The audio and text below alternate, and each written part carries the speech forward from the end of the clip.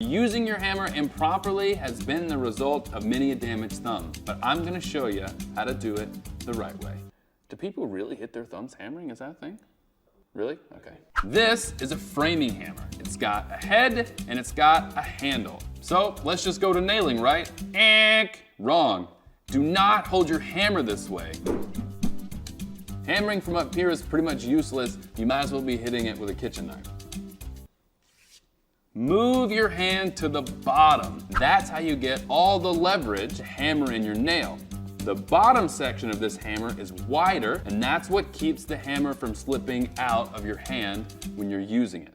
Now that you know something about the hammer, let's talk about the nail. I see a lot of this. Trying to place the nail straight up, getting on top of it with your body, tapping it a little bit, and then going for it and missing like I just did. That doesn't work because it doesn't work with the ergonomics of your body.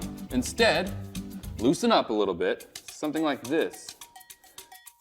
Take that nail and angle it slightly away from your body because your hammer, when it comes down, will also naturally be at a slight angle to your body.